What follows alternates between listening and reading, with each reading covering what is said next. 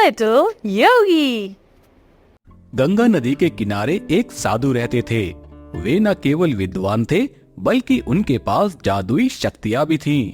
एक दिन गंगा नदी में स्नान करने के बाद वे अर्घ दे रहे थे।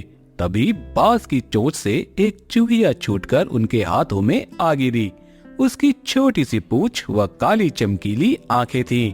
उन्हें वह बहुत अच्छी लगी, पर घर ले जाने से पहले उन्होंने जादुई मंत्रों के प्रयोग से उसे एक नन्ही सी लड़की में बदल दिया। वे उस लड़की को घर ले जाकर पत्नी से बोले, तुम हमेशा से संतान चाहती थी ना, तो लो, आज से यही हमारी पुत्री है। इसे पूरी देखभाल व स्नेह से पालो।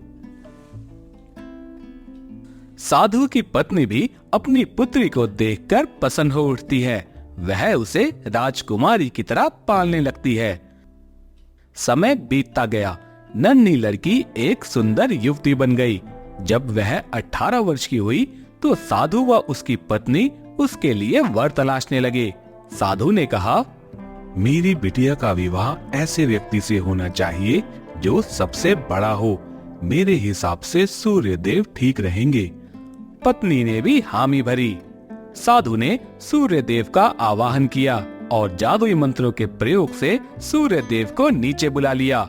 साधु ने सूर्य देव को अपनी पुत्री से विवाह करने का आग्रह किया, पर पुत्री ने पहले ही ना कर दी। वह बोली, पिताजी, यह तो बहुत गर्म है। मैं उससे विवाह करूंगी जो इनसे भी बेहतर हो। साधु निराश हो गए। उन्होंने सूर्यदेव से कहा, हे सूर्यदेव, अब आप ही कोई वर सुझाएं। बादलों के देवता से बड़ा कौन होगा?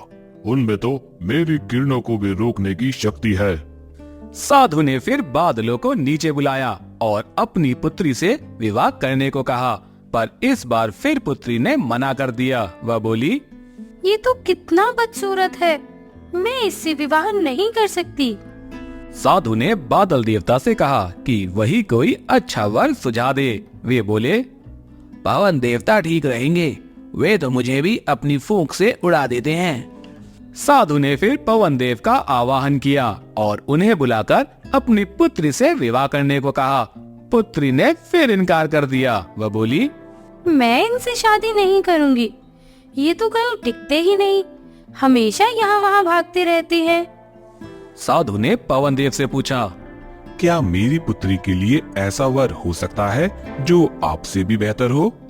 पर्वत देव मजबूत व ऊंचे हैं। वे मेरा भी रास्ता रोक देते हैं। साधु ने अब पर्वत देव के पास जाने की सोची और वे अपनी पुत्री को लेके उनके पास गए। साधु ने पर्वत देवता से कहा कि वह उसकी पुत्री से विवाह कर ले। पुत्री ने फिर से मना कर दिया। वह बोली, ये तो बहुत लंबे, सख्त और कठोर है। मैं इनसे विवाह नहीं कर सकती। इनसे भी बेहतर कोई होना चाहिए।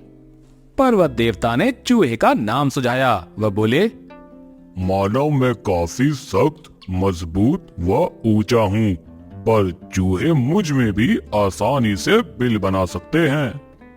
साधु ने चूहे के राजा को बुलाया। उसे देखते ही उसकी पुत्री खुशी से उछल पड़ी। हाँ पिताजी, यही तो है वो मैं जिनसे शादी करना चाहती थी। साधु ने सोचा, इसे ही किस्मत कहते हैं। यह एक चूहिया थी और एक चूहे से विवाह करना ही इसके भाग्य में लिखा है। उन्होंने जादुई मंत्रों के प्रभाव से पुत्री को फिर से चूहिया बना दिया और दोनों का विवाह कर दिया। चूहा व चूहिया विवाह करके खुशी खुशी रहने लगे। शिक्षा, कोई भी अपने मूल स्वभाव को नहीं बदल सकता।